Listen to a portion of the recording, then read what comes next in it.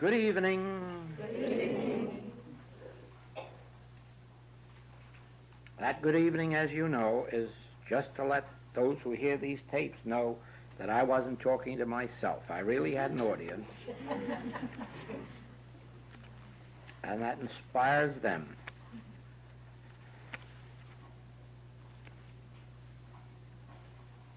You know, when you hear these tapes,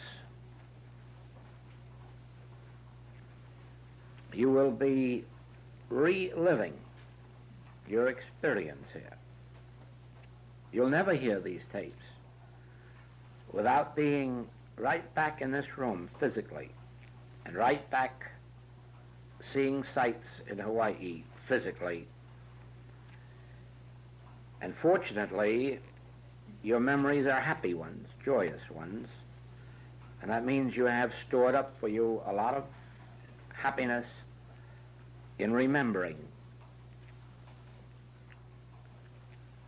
But in the same way, there are those who are not present here, but who have been present at other classes just like this, and as they hear these tapes, they too will relive their experiences in class and the many exciting experiences we've had in California, Portland, Seattle, Chicago, Louisville, New York, Detroit, and the other side of the globe. And so it is that these tapes have more than one purpose. It is not only the message itself, and certainly the message in and of itself is valuable, and not only the fact that everything on these tapes gets on there as it is spoken, with no editing, no changing, no rehearsal, no recitation, just a spontaneous live message as it comes through, and as it's played back, it lives again, the same life that it has in going out of my lips.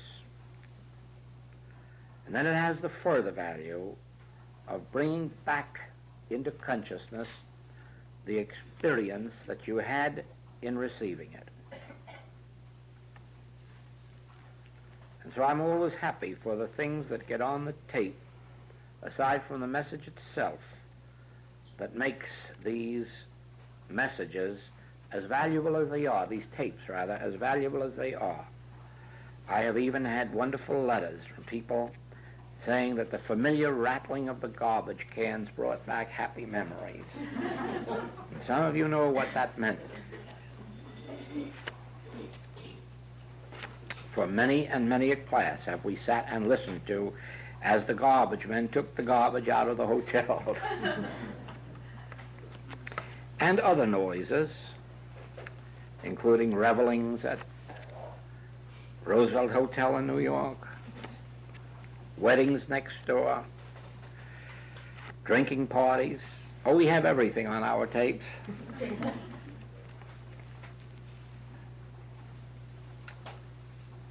Now,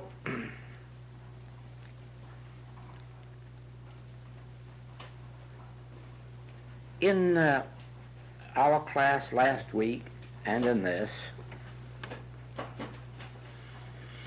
I have given you, or I have been the instrument through which is given you about all the material that I can give you at the present time. I mean by that, last week you received a new principle with which to work. A principle that I have watched in work. Very honestly, I believe that that principle is the one ultimately that is going to be found to be the one that will solve every riddle there is on earth. I am convinced that when I was caused to meditate on this idea of power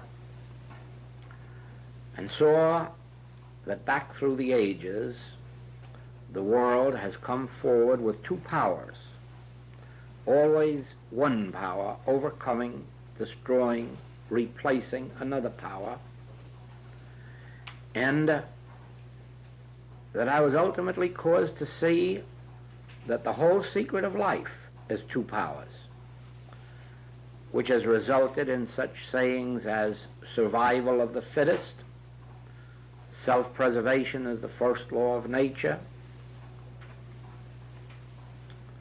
the use of force in war, the use of force in dealing with crime, the use of force in almost every activity of human existence. And yet, as you study the history of the world, you find this, that the same evils are on earth today that were on earth in the beginning of time. There's just a different power or more power used in promoting them or overcoming them. But the ages have not eliminated the powers. It was in meditation, in pondering this, that the question came in my mind, does that mean that our search is for still another power to do something to these other powers? Is it possible that there is a spiritual power which is going to destroy material power and supplant it?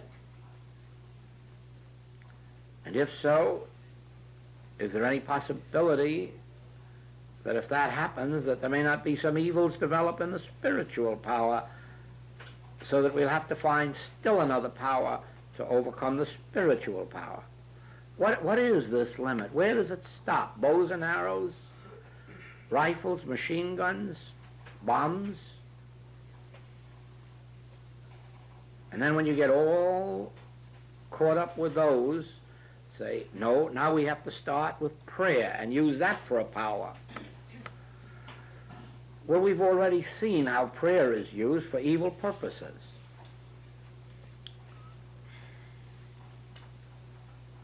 I'm sure that many of you must know that prayer is used for evil powers and evil purposes. In the first place, all of the primitive teachings that used the power of prayer to heal also used the power of prayer to kill. We have that here in Hawaii in what is called the kahuna system. There is the good kahuna and there is the bad kahuna. And the good kahuna can heal you and save your life, but you can go to the bad kahuna and he'll pray you to death. In the same way, the Aborigines of Australia have a method of praying for purification and health. But they also pray your death. And they use a mental force, a mental power. They sometimes use a piece of wood, a piece of stone, a piece of bone, sometimes just point the finger. And with the power of thought behind it, they kill.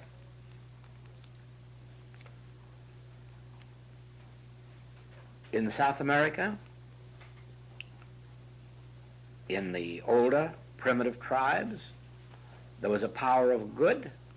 There was also the same power of mental assassination. And as a matter of fact, very recently, a new tribe was discovered. I mean, an old tribe was recently discovered using the same type of drug that is being recommended in the States for reaching God or resting from troubles. They've always had those drugs.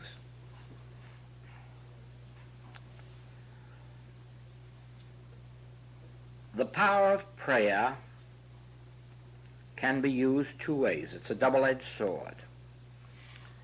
As we came into a greater understanding of mental powers, it was discovered that a person who can use the power of thought to heal can use the power of thought for ill. The same person can use the power two ways. When Mrs. Eddy taught mental healing through the power of thought, she didn't know that the thought could be used two ways because there was no evil in her own makeup. But after she taught the power of healing by mental means, she discovered some of her students using that power for evil purposes. And so she added a chapter to her book, which is no longer in the later editions, but which is to be found in the earlier editions, in which she pointed out those very sins of her early students and named some of them, and showed how they could use mental power for evil purposes as well as for good purposes. And she warned against it. As a matter of fact, there is a statement in one of her books which says that the day will come when the thief will not have to enter your home. He can sit in his own home and make you bring your possessions to him. And that day is here. And that power is being used by certain organizations in the world today, and it causes a lot of people to bring their wealth to it and deposit it there and leave it there. Again, in one of her lesser writings, Mrs. Eddy says, the same mind that can do good can do evil. So you see that as you can use the forces of matter for good or for evil, as you can use electricity for good or for evil, you can cure with it and you can kill with it. So we know today that the power of the human mind can be used for good and it can be used for evil. Fortunately, there are more good people in the world, or there'd be more mischief mentally done. Or it may be that there are not enough people mentally, or there are too many mentally lazy to practice it. That may be our salvation. Because it is true that wherever you have power, you have the possibility and the potentiality of good power and of evil power. Now, could it be, and I'm always telling you that this is part of that meditation that led to this, is it possible that in a God-ordained world, that a God power can be used for good and for evil? And that quickly answered itself, no. No, if you ever find what God power is, you will find that it has no opposite and no opposition. You will find that it cannot be used for good and it cannot be used for evil. It can only remain the creative, maintaining, and sustaining power of good, but you can't use it. It can use you. It can establish its law and order, but you can't use it for good and you can't use it for evil, and that is the power the world awaits. That which will forever prove to be no power, a power that no one can use, a power that only God itself can express, activate, motivate. That's what I'm looking for. That is my dream, because it is so clear to me that as long as there are two powers, there will be people to use them for good and others to use them for evil. And since most people of the human persuasion will do nothing for themselves, it's natural that the evil power will predominate. Now, as long as this world goes on without embracing God, there will be these two powers. And sometimes we will have periods of peace and sometimes war. Sometimes we will have prosperity and sometimes panic. And the ultimate it always must be that every experience ends in wreck and ruin, as all previous civilizations have ended in wreck and ruin, if it is left to two powers. Scripture says he will overturn and overturn and overturn until he come whose right it is. Now, in the days of material force, there was only a good material force and an evil material force. Then came the mental era, and for a short while it was a good era, a healing era. Even the man who's most responsible for its origin, Anton Mesmer, thought of it only in terms of healing. Not spiritual healing, but mesmeric healing. But he thought of it in terms of good. And certainly there is no record that Mr. Quimby ever used it for any purpose but good. And surely we know that no greater blessing has come to mankind than what came through Mrs. Eddy in her use, first of mental powers and then spiritual. But it wasn't long until evil powers came in with mental powers. It wasn't long until it was discovered that if you can use a power for good, you can use it for evil. And from that day to this, we have been having good mental power, goodly used, mental power, evilly used. Today, the world is a world of material force and of mental force. A world that is partly good, partly evil. With the principle that was introduced in this class last week, we had the introduction of God realization operating without one power overcoming another, without good over evil, truth over error, immortal over mortal. And we learned how we individually develop the state of consciousness that lives without power, demonstrates without power, and finally brings our particular worlds into that orbit. It all begins with understanding that neither good nor evil is power. It begins with the understanding that nothing that exists is imbued with the power of good or of evil. Nothing. Nothing. You may say that a germ carries disease, but almost every metaphysician has been able to stop infectious and contagious disease quickly through the realization that there is no power of evil in a germ.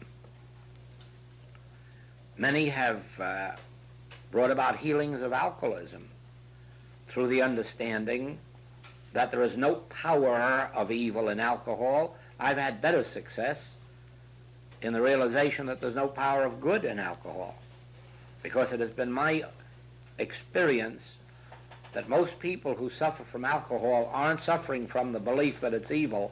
They wouldn't touch it if they knew it was evil. It's from the belief that they're going to get good from it. And in the realization that it isn't good, the taste is lost. Had a very interesting case of that in Los Angeles, where a woman came to me, and her husband by that time was spending all week in bed except the Friday when he went out to buy his supply of whiskey with her money. And she was just about at the point of being fed up with it when she came to me for help. And it was just a matter of inspiration that said through me, you wouldn't mind your husband buying whiskey if it wasn't harmful, would you? Oh, no. Buy him all the Coca-Cola he wants or anything else. Well, but isn't our teaching that it isn't evil? Yes, but it doesn't seem so. I know that's the appearances again.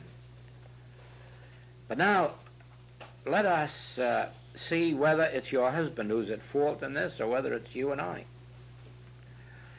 Supposing we agree that for the next week he can have all the whiskey he wants because we know that it has no power of good and it has no power of evil, and so we don't care what he does with it. Oh, that shocked her for a little while. But she finally saw it as an experiment. And I want you to know that within 2 weeks that he said to her, there's no use drinking whiskey anymore. They're making that old wartime weak stuff. It has no power. I have seen for a long time that we imbue things with the power of good and the power of evil. But it was only last March that I saw that the entire reason that we are on the outside of Eden is because we do not see that there is no power of good and evil because there is no power. Nothing is power, and nobody is power. God alone is a creative, maintaining, and sustaining power which operates without any help from us. Nor does God imbue us with God's power, nor does God imbue anything with God's power. We have no God power. God alone is power, and we are just instruments through which or as which it flows. But God is the power. The Master saw that clearly when he said, why callest thou me good? I can of my own self do nothing. It was the Father. So it is with us. Power isn't really given to us.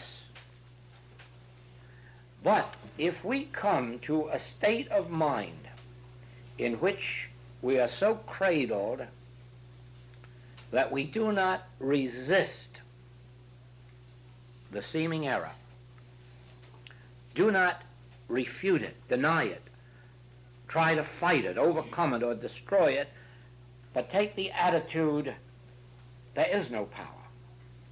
There can't be a power. In a God-created universe, there can't be a power.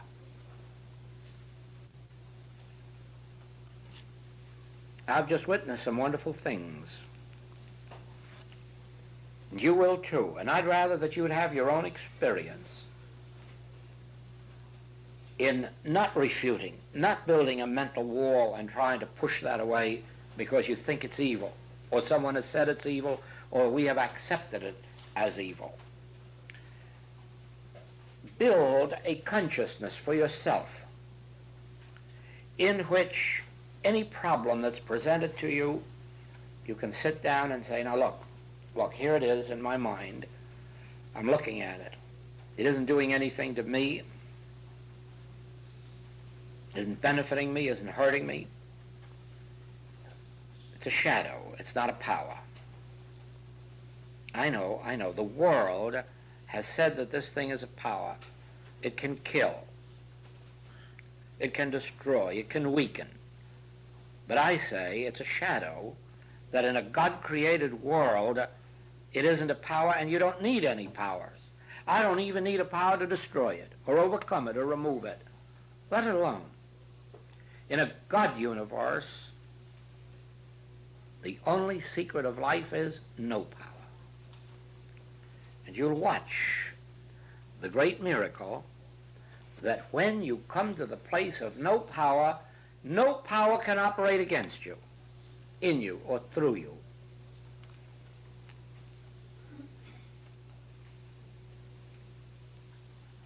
All of human existence is based on two powers, and even religion is based on the power of God over evil. But in heaven, there are no powers of good or of evil.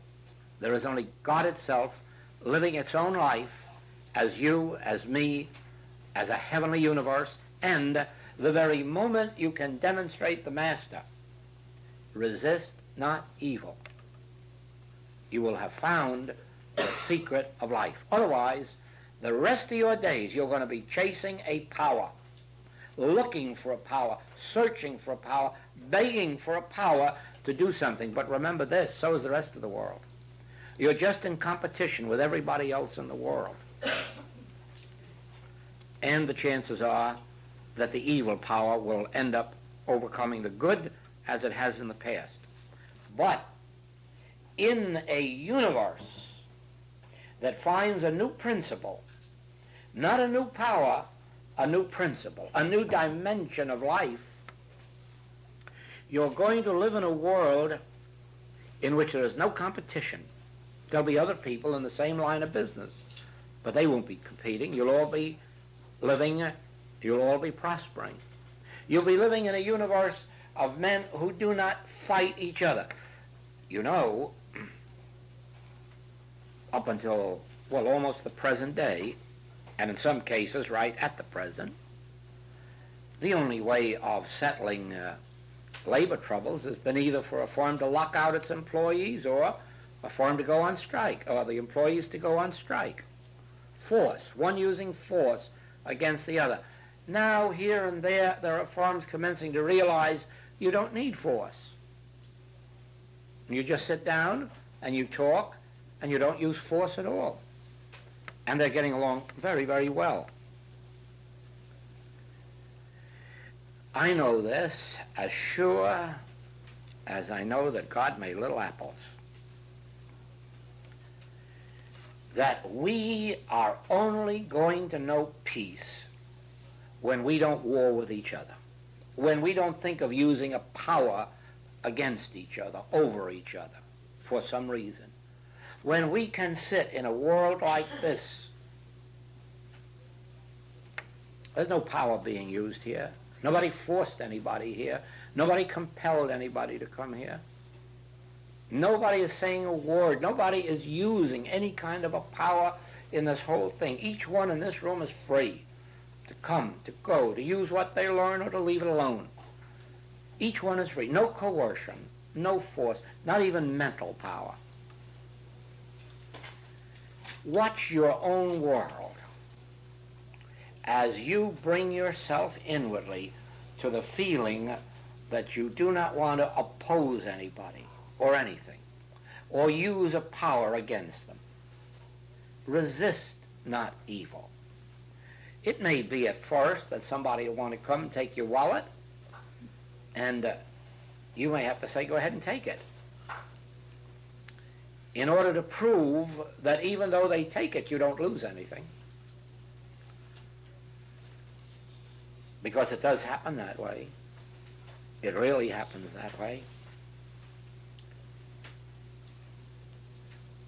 They can take your wallet. They can take every last dime you have in the world. But they can't deprive you of $1. Because faster than they can spend it, you will have made it all over again or received it in some other way, so that it will not be long until you'll have as much as you had before and probably 12 baskets full left over. Whereas if you fought and struggled to hold on to it, you may find yourself with less if it's only attorney's fees. You see, it is we who believe in holding on to form. Nature doesn't. It creates fruit, vegetables, flowers, and then lets them unfold and go their way and then recreates and recreates. It's always the same life. There's no death of a flower. It's the same life in the next one as was in the last one. It's only the form that goes its way. It is just the same as you do with your fingernails, your hair, the same thing as is happening to your skin as it sloughs off. You don't die. You don't care what they do with your hair. You don't care what they do with your toenails or your fingernails. You don't care what becomes of the skin that sloughs off, because it doesn't affect you. You still live. There is something called an I that lives no matter what they do to this body. And so it is you're going to find that money isn't substance, I is substance, and it makes no difference what happens to your money. As fast as you can spend it, I create and recreate. And it appears over and over again. Our wars and our lawsuits are all built on the fact that we have to hold on to something at any price, even if we arouse envies and jealousies and hatreds and wars. But there's a spiritual law, and it doesn't come into operation in the physical world or mental world. It only comes into operation when you touch the spiritual world, the world of no power. And then you find that no matter how much of matter disappears from you, it's rebirthed. If you destroy this temple in 3 days, I will raise it up again. Now, physically holding on or mentally holding on is the same thing. Physically resisting with a fist or the sword, or mentally resisting with affirmations and denials, it's the same thing. We, in the infinite way, have got to bring a new dimension on this earth, and that is rising above the physical and the mental into the spiritual.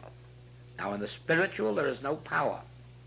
There's no good over evil, and you meet every situation by resting in the spirit.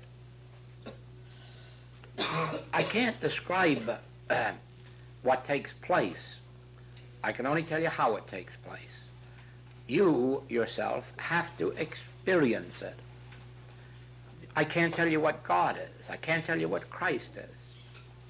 I've experienced it face to face. I live it over and over and over again. I can't tell it. In the same way, I cannot tell you what happens. I can only tell you how it happens. That if there is no resistance, no reaction,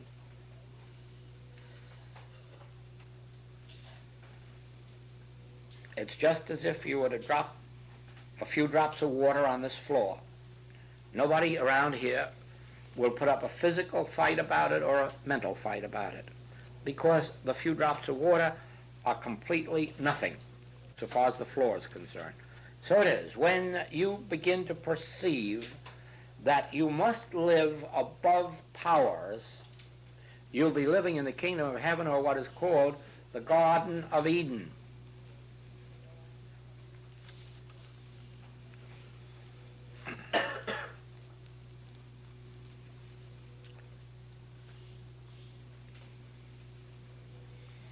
We believe very often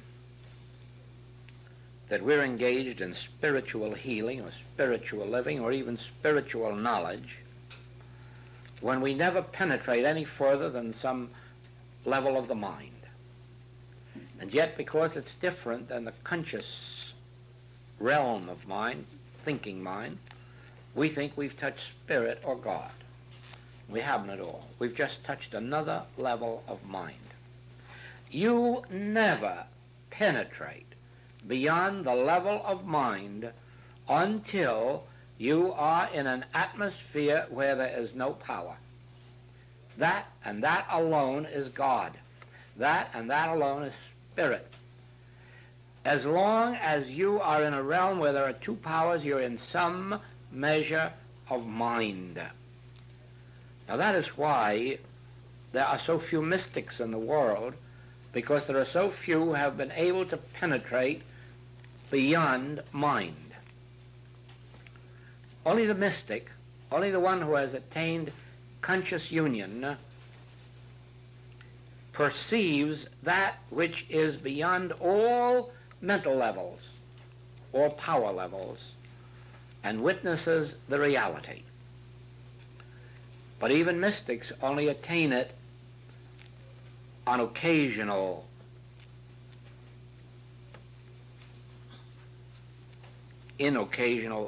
experiences. None really live in it continuously. There is always a coming down to earth and a meeting with powers. But what concerns us this moment is this. If, as we thought a few years ago, in discovering the atomic bomb, that we had the secret of peace, because we had such terrific power that nobody would ever want it used against them, we didn't have our peace very long, because somebody else found the same power and then made a greater one. Now to threaten the world, you have to have something greater than hydrogen power. I say to you that if you discover a mental power that heals disease, somebody will discover a mental power that causes disease. And if not disease, lack or limitation or other forms of trouble. For every bit of good mental power we can bring to bear, somebody in this world is going to discover how to use a bad mental power. And before you know it, it will be like all of these primitive people, their powers both for good and evil are outlawed, just as they are here. Kahunas cannot legally even heal. And the reason is that who knows where to stop a mental power? How can you say, well, you can only use it for good? Well, who's to determine what good is? Since some people believe getting rid of their enemy is good. As a matter of fact, it's a common belief in this world. That's why we have wars. When we can't get rid of them any other way, we just go out and shoot them. So who is to say what is good and what is evil? No. Every power of good in the physical and mental realm will be met with a power of evil, and the ultimate solution is our ability to demonstrate a realm, a dimension of life in which there is no power that we can use. Then we're in God's power, which is not good power. It's creative, maintaining, and sustaining power, because good is only when you commence to have comparisons. In order to have good, you must have some evil to compare it with. But in God, there's nothing to compare with, so there's neither good nor evil, only spirit or God. Well, that brings us to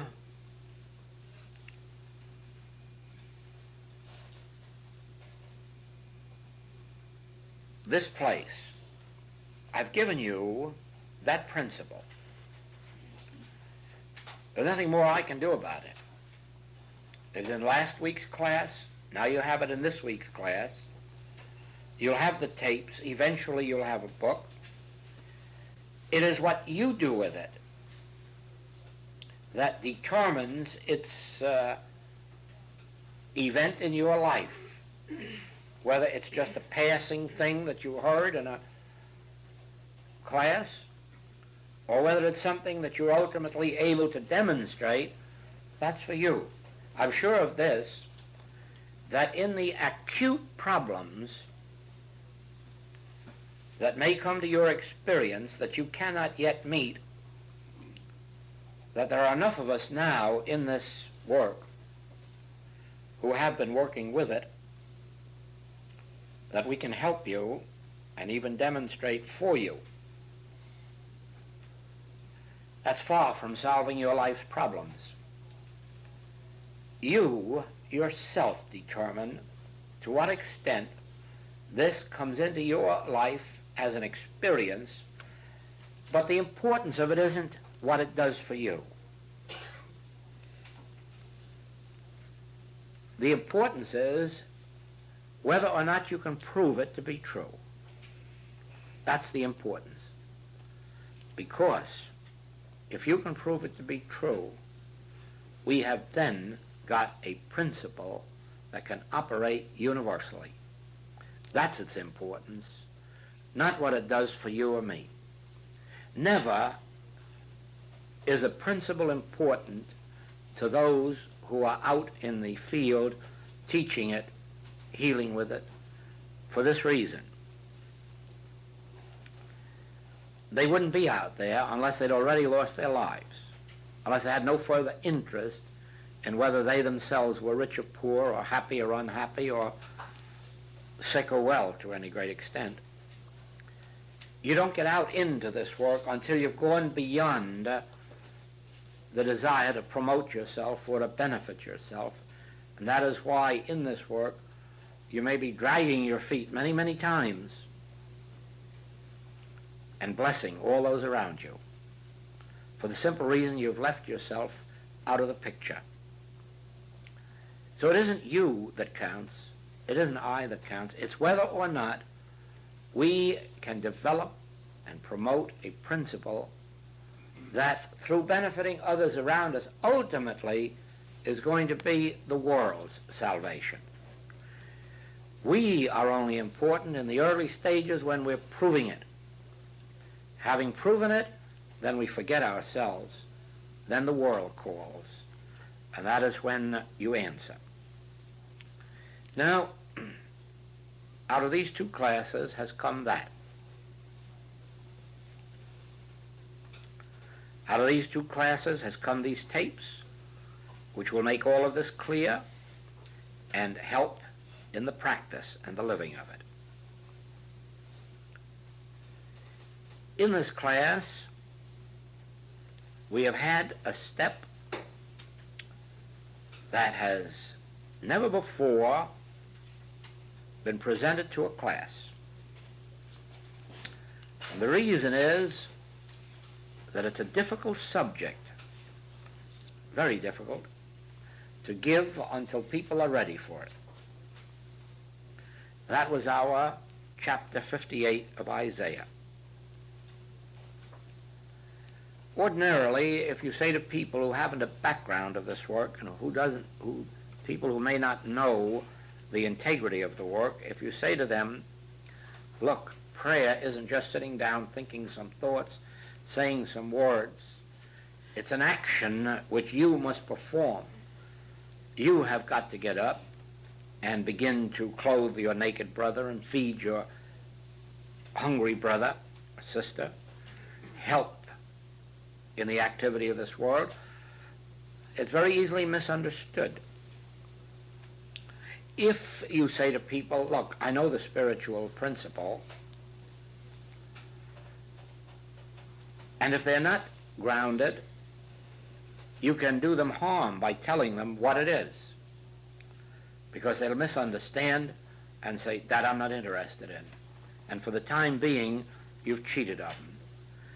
We here know, only because of the years, that the spiritual principle of life is giving. We know that if a tree doesn't give up its fruit, it won't grow more fruit.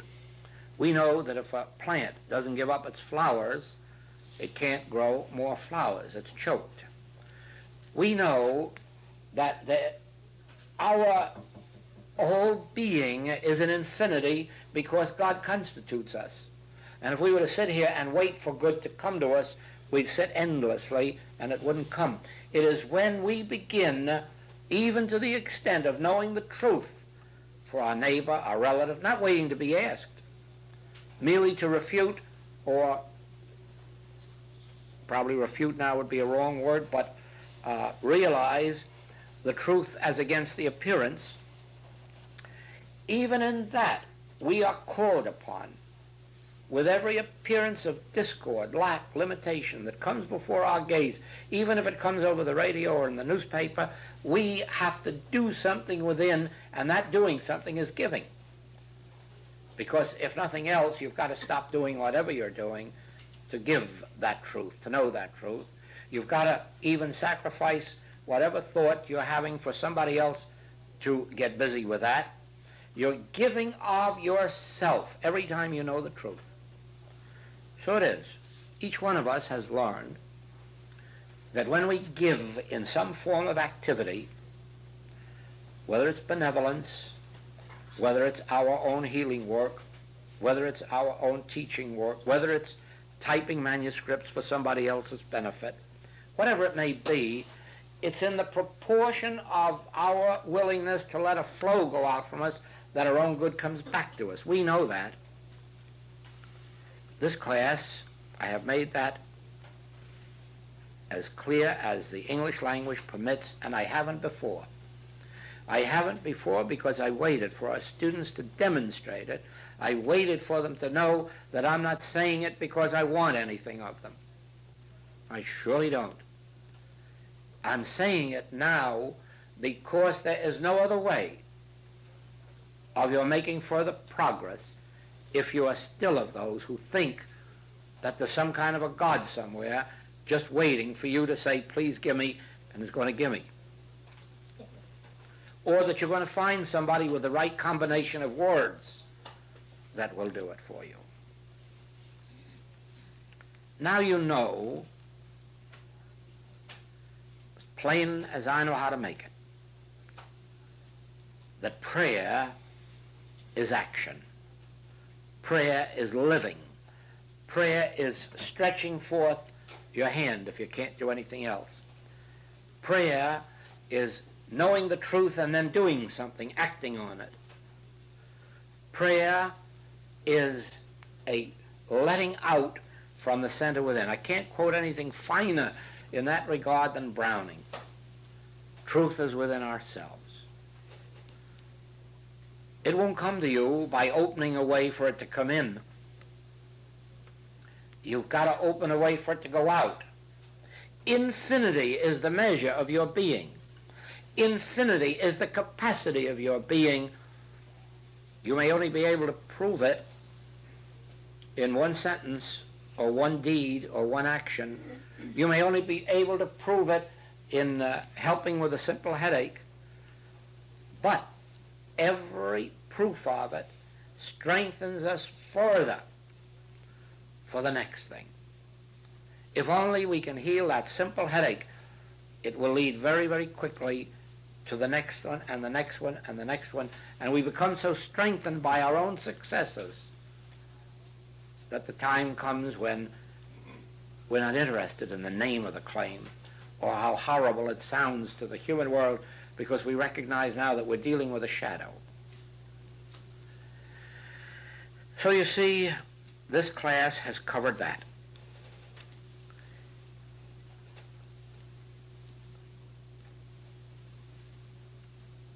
The very first reel of this week's lesson, that's the second class,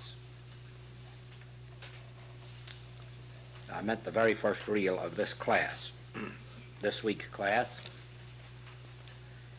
has an exposition of every one of the major principles of the infinite way. There isn't anybody who can study that tape that will not be able to answer any and all questions pertaining to the infinite way. What makes it the infinite way, why it isn't Christian Science or Unity or New Thought, why it is specifically and definitely the infinite way. What is it that constitutes the infinite way? It's right there. Anyone who really takes that reel and makes it their own will and should be able at least to answer anyone's question, whether it is someone seeking information about the infinite way or whether it is someone you're teaching and instructing in the infinite way. Then another thing I have revealed to you in this class is everything that you will need for the demonstration of healing, attaining the healing consciousness, treatment on any subject, whether it's physical, mental, moral, or financial, I have embodied, or rather has been embodied, in our monthly letters from June through October of this year. There isn't anybody in the world that has a desire to heal or to be healed that it can't accomplish either one of those things if they will make a diligent enough study of June through October letters. I don't say out November or December because they haven't yet, they may carry it on still. Wait till I see them. But this I know. Take June through October and make a sufficient study of them, and they will develop the consciousness necessary for healing work. And it makes no difference whether the problems brought to you are physical, mental, moral, financial, or human relationships. It's there. Now, you know, that's a lot to come out of just 2 week classes. It's an awful lot. When you get to studying it, you'll see how much it is. And you'll see another one of our principles, that the only reason it's possible is because of the depth and degree of your consciousness. In other words, you can't present college principles to a grammar school child. And so it is that you couldn't take what has been given in these brief sessions unless your own consciousness had been prepared for it by your years of study and time, but more especially your hours of study, your weeks of study as they come up. It isn't how many years you're in the infinite way. It isn't how many years since you discovered the infinite way. It's how many hours per day of those years that you've put in, not only in study, but remember, I make no claim that anyone can study this infinite way and demonstrate it. It isn't study that demonstrates it, it's practice. The study is only the preliminary for the practice. And so it is that I've heard people say, I've read these books for years and I can't do anything with them. I don't doubt that. I think it was in either Metaphysical Notes or Consciousness Unfolding that I said to the class that the whole secret of the infinite way was in one chapter, The New Horizon, in the book The Infinite Way. And that if that chapter were known, nobody would ever need to know anything else. The lady came to me a few weeks later and said that she's memorized it and nothing happened. And I don't doubt that. Because, you see, the mental level isn't the level of demonstration. The intellectual level isn't the level of demonstration. True, it isn't something we want to get rid of. We're not anxious to get rid of our mind. We're certainly not going to do away with intellect. But we must understand them to be instruments which we use to get through to the soul, to the spirit, to the consciousness. Then when we understand that, we will use the mind, we'll use the intellect, we'll absorb these things and practice them, and then ultimately break through this level of the mind and touch the soul.